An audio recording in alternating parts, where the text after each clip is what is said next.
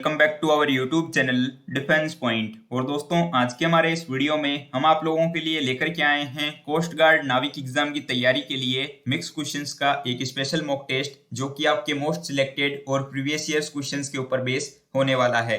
तो वीडियो को एंड तक देखिएगा, और अगर आप लोग चैनल के ऊपर पहली बार विजिट कर रहे हैं तो इसको सब्सक्राइब जरूर से कर लें और बेल आइकन को प्रेस कर लें, ताकि आप लोगों को हमारे द्वारा दिए जाने वाले सभी लेटेस्ट अपडेट्स मिलते रहें। तो चलिए शुरू करते हैं वीडियो बिना किसी देरी के।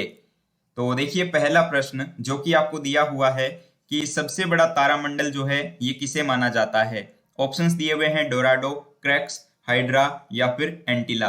तो दोस्तों, अगर बात करें तारामंडल को लेकर, तो जो टोटल तारामंडल की संख्या है ये आपके 88 है, ठीक है। और अंतरराष्ट्रीय खगोलीय संघ के द्वारा इनको जारी किया गया है। और अब अगर बात करें कि सबसे बड़ा तारामंडल जो है वो इनमें से कौन सा होगा, तो दोस्तों राइट आंसर हो जाएगा ऑप्शन सी, हाइड्रा, ठीक है। हाइड्रा जो है वो आपके सबसे बड़ा तारामंडल है, और इसको जो है जल सर्प के नाम से भी जाना जाता है, ठीक है। तो ये नाम भी आप लोग लिख सकते हैं कि इसको जो है जल सर्प के नाम से भी जाना जाता है। अब देखिए प्रश्न संख्या 2। यहाँ पे क्वेश्चन है कि विद्युत चुंबकत्व विज्ञान की खोज और उसका नामकरण जो है वो किसके द्वारा किया गया। तो ऑप्शंस दिए गए हैं माइकल फेराडे, ऑस्ट्रेड, आंद्रे मेरी एम्पियर या फिर जेम्स क्लार्क। तो दोस्तों यहाँ पे आपका राइट आंसर होगा ऑप्शन सी, आंद्रे मेरी एम्पियर। देखिए, आंद्रे मेरी एम्पियर के द्वारा जो है आपके विद्युत चुंबकत्व विज्ञान की खोज और उसका नामकरण जो है वो किया गया था, ठीक है। और माइकल फेराडे दोस्तों जो है आपके ऑप्शन ए में दिया हुआ, तो इनके द्वारा जो है आपके विद्युत चुंबकीय प्रेरण की खोज की गई थी, ठीक है। तो इसको भी जो है आप लोग ध्यान में रखेंगे। अब देखिए प्रश्न संख्या 3। यहाँ पे क्वेश्चन है कि नाभिकों के रेडियो एक्टिव क्षय के दौरान निम्नलिखित में से कौन सी विद्युत चुंबकीय तरंगें उत्पन्न होती है। तो ऑप्शंस दिए हुए हैं आपको यहाँ पे गामा किरणें, पराबैंगनी किरणें, सूक्ष्म तरंगें या फिर रेडियो तरंगें। तो दोस्तों यहाँ पे आपका राइट आंसर हो जाएगा ऑप्शन ए, गामा किरणें। देखिए, नाभिकों का जब रेडियो एक्टिव क्षय होता है तो उसमें से जो है आपकी गामा किरणें उत्पन्न होती है, जिनकी भेदन क्षमता जो है वो आपके बहुत ही ज्यादा अधिक होती है। अब देखिए प्रश्न संख्या 4। यहाँ पे आपको जो है रीजनिंग के सीरीज का क्वेश्चन दिया हुआ है, और क्वेश्चन में बोला जा रहा है कि उस पद का चयन करें जो निम्नलिखित श्रृंखला में आगे आएगा, ठीक है। यानी कि क्वेश्चन मार्क की जगह पर अगला पद कौन सा आएगा ये आपको बताना है। तो दोस्तों अगर इसमें देखा जाए तो ये सीरीज जो है ए से डी की ओर आगे बढ़ रही है। तो ए से डी यानी कि यहाँ पे जो है क्या हुआ है, प्लस का 3, ठीक है। फिर देखिए डी से आई, डी से आई यानी कि यहाँ पे प्लस का 5 हुआ है। फिर देखिए आई से पी, आई से पी यानी कि यहाँ पर देखिए प्लस का 7 हुआ है, क्योंकि दोस्तों हम जानते हैं कि आई जो है वो अल्फाबेट में 9 नंबर पे आता है और पी जो है ये आपके 16 नंबर पे आता है, ठीक है। उसी प्रकार देखिए पी से वाई में अगर हम देखें तो यहाँ पर जो है आपके प्लस का 9 इंक्रीज हुआ है, और y से j में अगर देखा जाए तो यहाँ पर जो है आपके प्लस का 11 इंक्रीज हुआ है। तो आप लोग यहाँ पर क्या देख पा रहे हैं कि प्लस का 3, प्लस का 5, प्लस का 7, प्लस का 9, प्लस का 11, यानी कि आगे क्या होगा, तो प्लस का 13 इंक्रीज होगा। और j हम जानते हैं कि 10 नंबर पे आता है, और उसमें अगर 13 को ऐड कर लिया जाए तो 23 आएगा, और 23 नंबर पे अल्फाबेट में w आता है। अब अगर आप लोग इन ऑप्शंस को देखें तो आपको वैसे ही पता चल जाएगा कि राइट आंसर जो है वो ऑप्शन डी होगा, क्योंकि सिर्फ इसी के अंदर जो है आपको W देखने को मिल रहा है, ठीक है। और अगर हम चेक करें कि ये 49 कैसे आया, तो देखिए दोस्तों 1 का स्क्वायर जो है ये आपके 1 होता है, ठीक है। उसी प्रकार देखिए 2 का स्क्वायर 4 हो जाता है, 3 का स्क्वायर जो है ये आपका 9 होगा। उसी प्रकार 4 का स्क्वायर 16, 5 का स्क्वायर 25, 6 का स्क्वायर 36, और दोस्तों हम जानते हैं कि 7 का स्क्वायर जो है वो आपके 49 हो जाएगा, ठीक है। तो W49 जो है वो आपका आंसर होगा, जो कि आपको ऑप्शन डी के अंदर दिया हुआ है। तो चलिए बढ़ते हैं नेक्स्ट क्वेश्चन की ओर। अब देखिए प्रश्न संख्या 5। यहाँ पे क्वेश्चन है आपके पास कि उस पद का चयन करें जो निम्नलिखित श्रृंखला में आगे आएगा। ये भी काफी अच्छा सवाल है, इसको ध्यान से समझिएगा। तो यहाँ पर भी जो है आपको कुछ लेटर्स दिए हुए हैं, और आपको बताना है कि जो नेक्स्ट टर्म आएगी वो कौन सी आएगी। तो दोस्तों इस सीरीज में देखिएगा कि अगर आप लोग यहाँ से देखें तो सी से एफ, तो सी से एफ यानी कि यहाँ पे प्लस का 3 हुआ है, ठीक है। उसी प्रकार से देखिए एच से के, तो एच से के में अगर देखा जाए तो यहाँ पर भी जो है प्लस का 3 हो रहा है, ठीक है। अब यहाँ पर देखें अगर हम एम से पी, तो एम से पी में भी जो है आपका प्लस का 3 हुआ है। तो जाहिर सी बात है कि हम आर से भी प्लस का 3 कर लेंगे। तो आर जो है ये आपका अल्फाबेट में आता है 18 नंबर पे, ठीक है। और उसमें अगर प्लस का 3 ऐड किया जाए तो आएगा 21। और दोस्तों हम जानते हैं कि यू जो है ये अल्फाबेट में 21 नंबर पर आता है। ठीक है, तो अगर आप लोग इन ऑप्शंस को देखें तो यू से जो है सिर्फ और सिर्फ एक ही ऑप्शन शुरू हो रहा है, जो कि आपको दिया हुआ है ऑप्शन सी में UVW, जो कि आपका आंसर हो जाएगा इस क्वेश्चन के लिए। आई होप कि आपको बात समझ में आई होगी। देखिए दोस्तों, रीजनिंग के जो क्वेश्चन होते हैं उनको आप लोग अलग अलग तरीकों से कर सकते हो। तो काफी कैंडिडेट्स जो कमेंट करके पूछते हैं कि सर इस क्वेश्चन को जो हम दूसरे तरीके से कर सकते हैं क्या, तो अगर आप लोगों को पता है तो आप लोग डेफिनेटली कर सकते हैं। अब देखिए दोस्तों, क्वेश्चन नंबर 6, यहाँ पे जो है आपको कोडिंग डिकोडिंग का क्वेश्चन दिया हुआ है और क्वेश्चन में बोला जा रहा है कि एक विशिष्ट कोड भाषा में यदि ब्रूम वर्ड को जो है कुछ इस टाइप से लिखा जाता हो तो ये EURRP को जो है किस टाइप से लिखा जाएगा। तो दोस्तों सबसे पहले हम क्या करेंगे कि ये जो आपको ब्रूम दिया हुआ है इसको जो है हम यहाँ पर नोट कर लेते हैं। अब देखिए ब्रूम को जो है किस टाइप से लिखा जाता है, तो इसको लिखा जा रहा है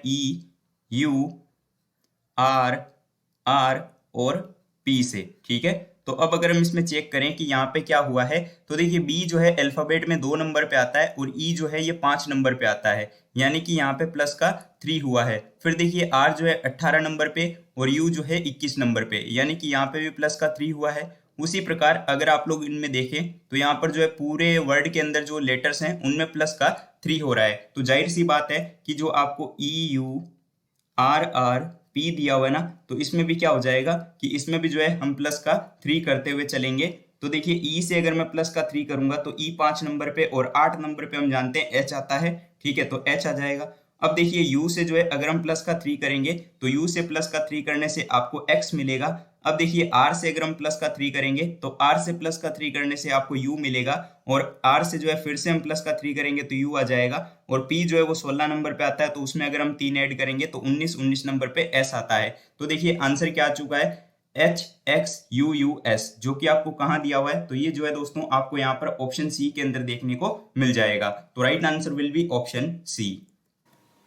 देखिए प्रश्न संख्या 7, और यहाँ पर जो है आपको ब्लड रिलेशन का क्वेश्चन दिया हुआ है और क्वेश्चन में बोला जा रहा है कि एक महिला जो है दूसरी महिला से कहती है कि तुम मेरे पति के भाई की माँ की पति की बेटी हो। तो उस महिला का जो है दूसरी महिला से क्या रिलेशन है ये आपको बताना है। तो काफी अच्छा सवाल है, सिर्फ एक ही लाइन के अंदर जो है पूरा सवाल घुमाया गया है, तो इसको ध्यान से समझिएगा। तो मान लीजिए कि ये कोई महिला है, ठीक है, तो मैं यहाँ पर लिख लेता हूँ कि ये कोई पहली महिला है और ये कोई आपके दूसरी महिला हो गई। ठीक है, तो ये जो पहली महिला है ये बोलती है कि तुम मेरे पति, यानी कि इस महिला का जो पति है, ठीक है, इस महिला का जो पति है उसके भाई, यानी कि पति का जो भाई है, ठीक है, तो पति का भाई, ठीक है, तो पति के भाई की माँ, तो पति का जो भाई है उसकी जो माँ है, ठीक है। तो आपको एक चीज तो समझ आ गई होगी कि पति का जो भाई है फिर ये इसकी माँ है, यानी कि ये इसकी भी माँ हो गई। ठीक है, अब ये बोला जा रहा है कि माँ के पति की बेटी, ठीक है, तो माँ का जो पति है, ठीक है, तो माँ का पति, तो माँ के पति की बेटी है ये, ठीक है ना, क्या है, बेटी। तो अब आपसे ये पूछा जा रहा है कि जो पहली महिला है ये इस दूसरी महिला से किस प्रकार से रिलेटेड है, ये आपको बताना है कि इन दोनों का आपस में रिलेशन क्या है। तो देखिए दोस्तों, जो महिला का पति है उसका जो भाई है उसी के माँ और पापा की जो बेटी है वो दूसरी महिला, ठीक है। तो अब इनका रिलेशन आपस में क्या हो जाएगा, तो अगर आप लोग देखेंगे तो ये जो है आपस में ननंद और भाभी होंगे, ठीक है, यानी कि ये जो महिला है ये इसकी भाभी लगेगी। तो यहाँ पे आपका राइट आंसर हो जाएगा option C, sister in law, यानी कि भाभी। अब देखिए दोस्तों प्रश्न संख्या 8, यहाँ पे जो है रैंकिंग का आपको क्वेश्चन दिया हुआ है और आपको नाविक एग्जाम में जो है एक क्वेश्चन रैंकिंग से देखने को जरूर से मिलता है। तो काफी अच्छा सवाल है, थोड़ा सा जो है आपको कंफ्यूज करने के लिए सवाल को घुमाया गया है, तो ध्यान से समझिएगा। तो क्वेश्चन में बोला जा रहा है कि एक कक्षा के परीक्षा परिणाम के अनुसार एक्स का जो स्थान है वो ऊपर से 11वां और नीचे से 30वां रैंक है, ठीक है। और फिर बोला जा रहा है कि 6 छात्रों ने परीक्षा नहीं दी जबकि 4 जो है इसमें अनुत्तीर्ण हो गए। तो आपको ये बताना है कि कक्षा में जो है कितने छात्र हैं, ठीक है, तो टोटल कितने विद्यार्थी हैं क्लास में, ये आपको बताना है। तो दोस्तों सबसे पहले हम क्या करेंगे कि परीक्षा में जो कुल विद्यार्थी पास हुए हैं उनकी संख्या को निकालेंगे, ठीक है। तो हम यहाँ पर लिख लेंगे कि पास विद्यार्थियों की संख्या, ठीक है। क्या करेंगे हम सबसे पहले कि जो विद्यार्थी पास हुए हैं उनकी संख्या को निकालेंगे। तो पास विद्यार्थी बराबर कितने हो जाएंगे, अपर प्लस लोअर -1, क्योंकि दोस्तों हम जानते हैं कि फॉर्मूला होता है राइट प्लस लेफ्ट माइनस 1। ये रैंकिंग में जो है हम फॉर्मूले को यूज में लेते हैं टोटल को निकालने के लिए, ठीक है। ये क्वेश्चन के बारे में मैंने आपको ऑलरेडी बता रखा है पीछे के वीडियोस में, तो आई होप कि आपको याद होगा। तो दोस्तों हम क्या करेंगे कि अपर प्लस लोअर माइनस 1 कर लेंगे, जिससे कि हमें जो है पता चल जाएगा कि परीक्षा में जो है कुल पास विद्यार्थियों की संख्या कितनी है। तो देखिए ऊपर से स्थान कितना है, तो ऊपर से स्थान है इसका 11वां, ठीक है। उसमें जो है हम ऐड करेंगे नीचे से स्थान, तो नीचे से स्थान हो जाएगा 30वां और माइनस 1 कर लेंगे, तो यहाँ पर देखिए आपके पास में क्या आ जाएगा, तो ये हो जाएगा आपके पास में 40, ठीक है। यानी कि जो पास विद्यार्थी हैं उनकी संख्या हो जाएगी 40। अब देखिए क्वेश्चन में आगे क्या बोला गया कि परीक्षा में जो अनुत्तीर्ण विद्यार्थी हैं, ठीक है, वो कितने हैं, 4, ठीक है। परीक्षा में जो अनुत्तीर्ण विद्यार्थी हैं वो है 4 और परीक्षा में ना शामिल होने विद्यार्थी जो है वो आपके 6 हैं, ठीक है। तो हम यहाँ पर जो है टोटल स्टूडेंट निकाल लेंगे, ठीक है। तो टोटल स्टूडेंट बराबर कितने हो जाएंगे देखिएगा, ठीक है, यानी कि कुल विद्यार्थी कितने होंगे। तो देखिए हमारे पास विद्यार्थियों की संख्या है 40, ठीक है। फिर उसमें हम ऐड कर देंगे उन विद्यार्थियों को जो कि परीक्षा देने नहीं आए, तो हो गए 6 प्लस।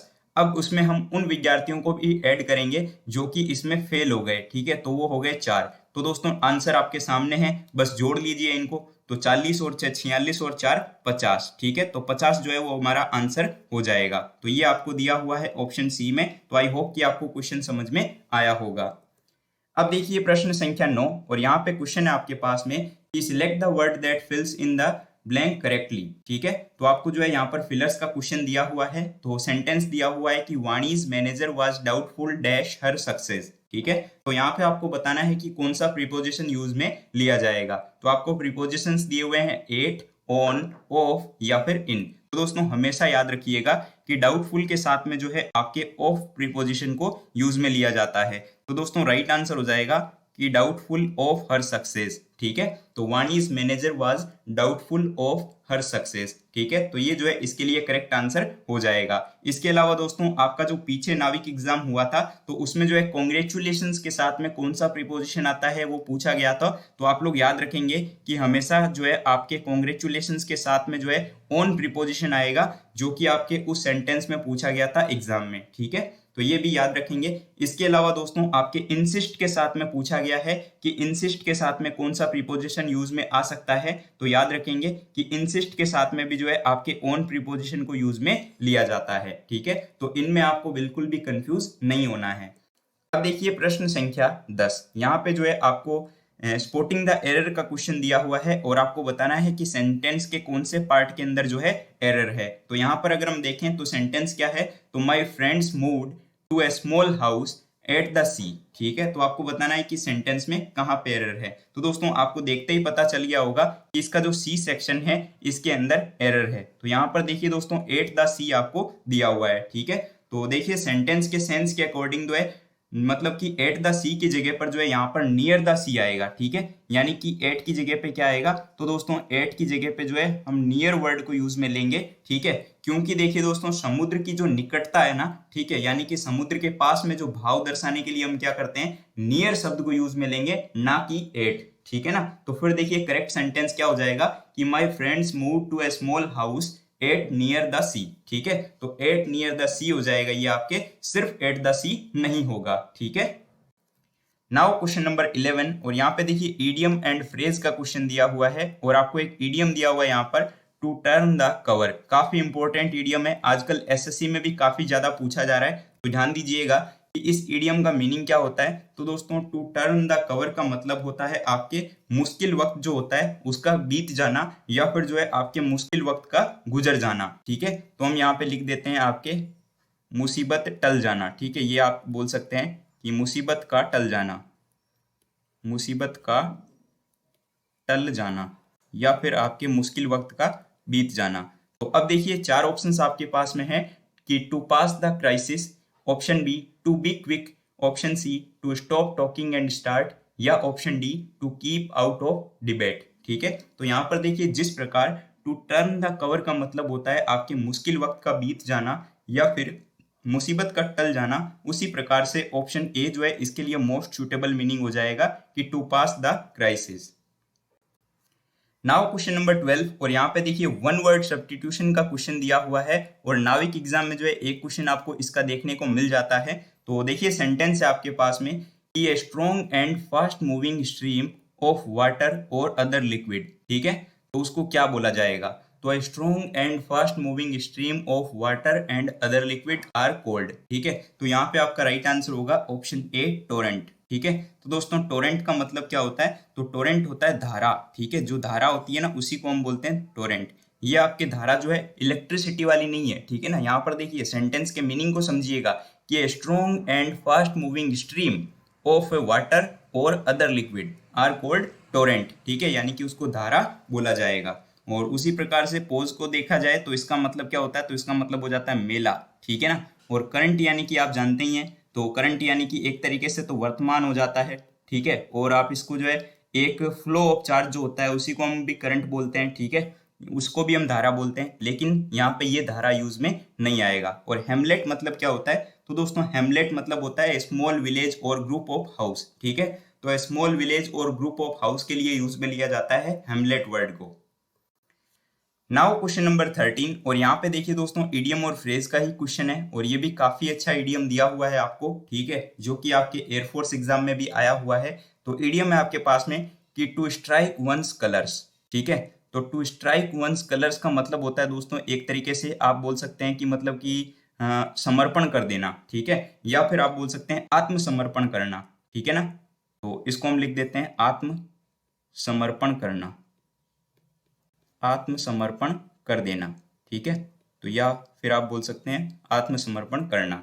तो अब देखिए चार ऑप्शंस हैं, to listen carefully, to make a guess, option C to surrender, या option D to be victorious. तो देखिए दोस्तों जिस प्रकार टू स्ट्राइक वंस कलर मतलब होता है आपके आत्मसमर्पण करना, उसी प्रकार से ऑप्शन सी जिसमें कि दिया हुआ है आपको टू सरेंडर, तो टू सरेंडर भी मतलब हो जाता है आपके एक तरीके से कि आत्मसमर्पण करना। ये जो है इसमें समानता दर्शाता है, तो यहाँ पर इसका जो है बेस्ट एक्सप्रेस करने वाला मीनिंग यही होगा। नाउ क्वेश्चन नंबर 14, और यहाँ पर देखिए दोस्तों आपको जो क्वेश्चन दिया हुआ है ये आपके डायरेक्शन टेस्ट का क्वेश्चन है, रीजनिंग में से बनता है, तो काफी अच्छा सवाल है, ध्यान से समझिएगा। तो यहाँ पे क्वेश्चन में बोला जा रहा है आपको कि एक आदमी जो है ये खजाने की तलाश में एक द्वीप पर घूमता है, ठीक है। और वो जो है 8 किलोमीटर पूर्व की ओर चलना शुरू करता है। तो हम जानते हैं कि मुख्य तौर पे जो दिशाएं होती है वो आपके चार दिशाएं होती है, जिसमें कि नॉर्थ, साउथ, ईस्ट और वेस्ट होती है, ठीक है। तो यहाँ पर क्वेश्चन में बोला गया कि जो व्यक्ति है, ठीक है, ये 8 किलोमीटर पूर्व की ओर चलना शुरू करता है। तो हम मान लेते हैं कि ये कोई ए बिंदु है और यहाँ से ये जो है 8 किलोमीटर पूर्व की ओर चलता है, ठीक है। तो ये 8 किलोमीटर यहाँ पर पूर्व की ओर आ चुका है। अब बोला जा रहा है कि और फिर वो जो है 6 किलोमीटर दक्षिण की ओर चलता है। अब ये जो है यहाँ से 6 किलोमीटर दक्षिण की ओर आ जाता है, ठीक है। तो ये डिस्टेंस हो गई आपके दोस्तों 6 किलोमीटर। अब बोला जा रहा है कि वहां वह खजाना ढूंढता है और अपने शुरुआती बिंदु पर वापस जाना चाहता है, ठीक है। और प्रारंभिक बिंदु तक पहुंचने के लिए उसे कम से कम कितनी दूरी तय करनी चाहिए, ठीक है। तो कम से कम दूरी देखिए दोस्तों कौन सी हो जाएगी? तो कम से कम दूरी तो ये होगी, ठीक है ना, क्योंकि अगर हम वहां पर देखेंगे पूरा डिस्टेंस तो ये 6 हो जाएगा और ये 8 हो जाएगा, ये तो लंबा डिस्टेंस है, ठीक है। लेकिन हमें कम से कम दूरी बतानी है प्रारंभिक बिंदु तक पहुंचने के लिए। तो दोस्तों आई होप कि आपको देखते ही समझ आ गया होगा कि अब हमें यहाँ पर क्या करना है। तो हाँ दोस्तों, पाइथागोरस प्रमेय को हम यहाँ पर यूज में लेंगे, तो ये आपका हो जाएगा बी पॉइंट और ये आपका हो जाएगा सी पॉइंट, ठीक है।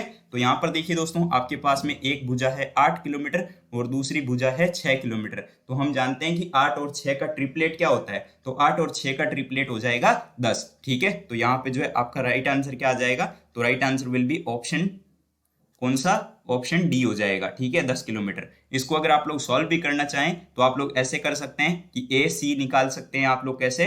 तो इसको आप निकालेंगे कैसे करके? तो 8 का स्क्वायर प्लस 6 का स्क्वायर, ठीक है। तो 8 का स्क्वायर 64 प्लस 6 का स्क्वायर 36, ठीक है।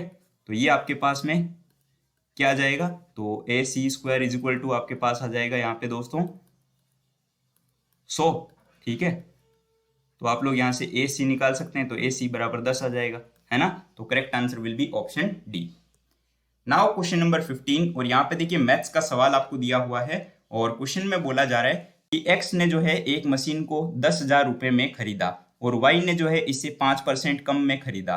तो एक्स ने जो है मशीन को अगर 12,000 रुपए में बेचा और वाई ने जो है इसे अगर 15% अधिक में बेचा, तो वाई ने जो है कितना अधिक लाभ कमाया। बहुत ही अच्छा सवाल है, ध्यान से समझिएगा। इस टाइप का क्वेश्चन आपके नाविक एग्जाम में आने के पूरे चांसेस भी बनते हैं।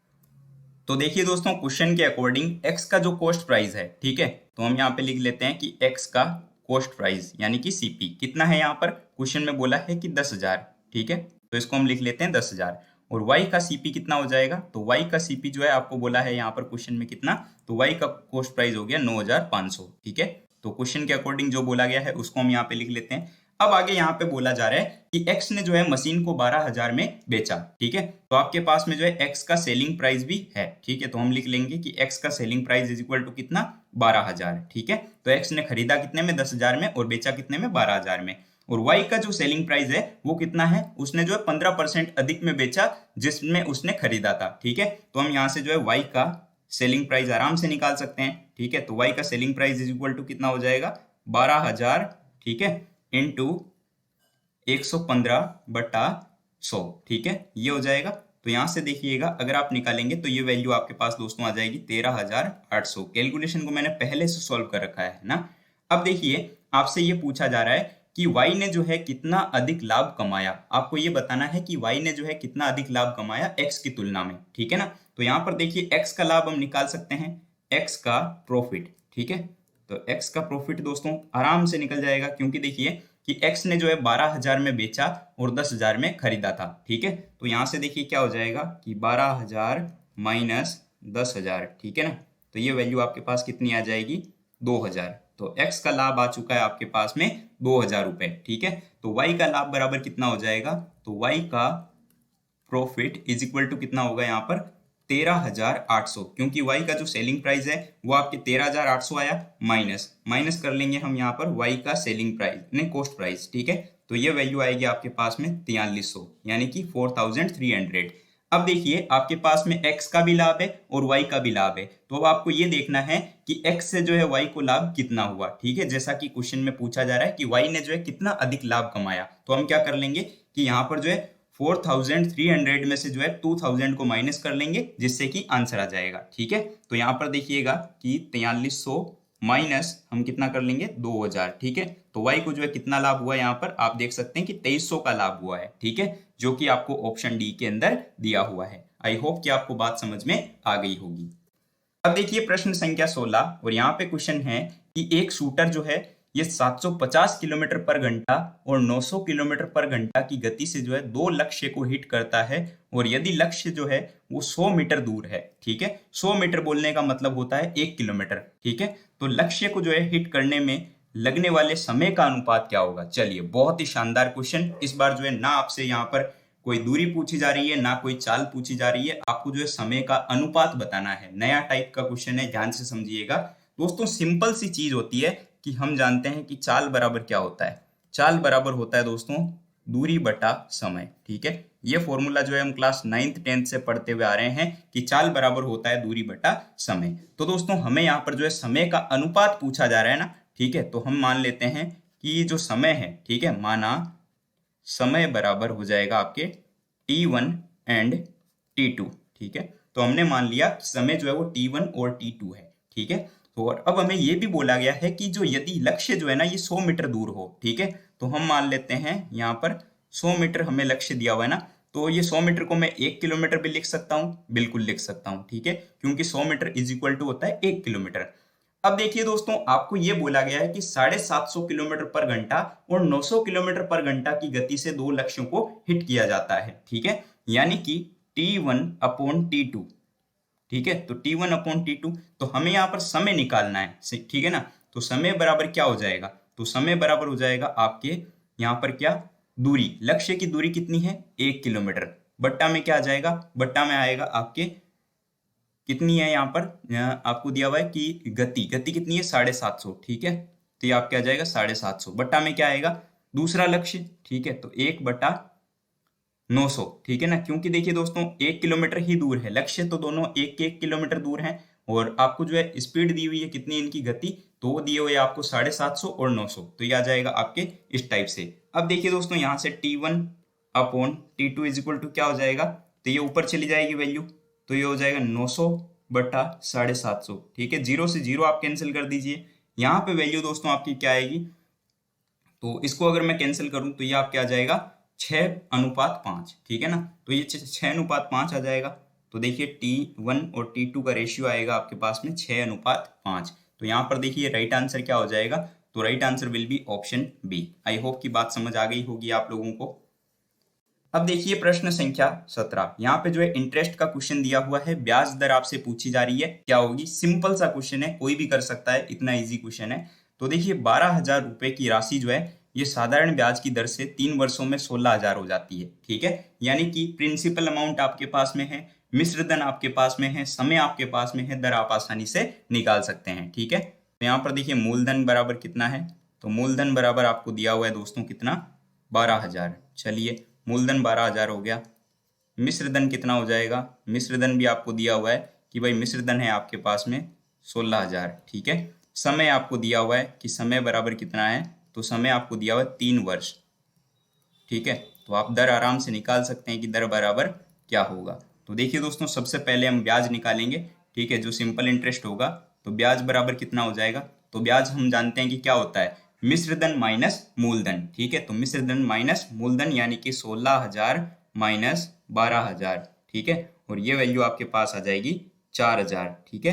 तो आपके पास ब्याज आ चुका है 4,000। तो फॉर्मूला आप लोग जानते हैं कि साधारण ब्याज बराबर होता है मूलधन गुणा समय गुणा दर बटा 100। तो ब्याज बराबर कितना हो जाएगा, तो ब्याज हमारे पास है 4,000 गुणा इज इक्वल टू मूलधन, मूलधन कितना है 12,000 गुणा समय कितना है 3 गुणा आर, ठीक है। हम यहाँ पे रेट ही निकालेंगे, बट्टा में आ जाएगा आपके पास 100।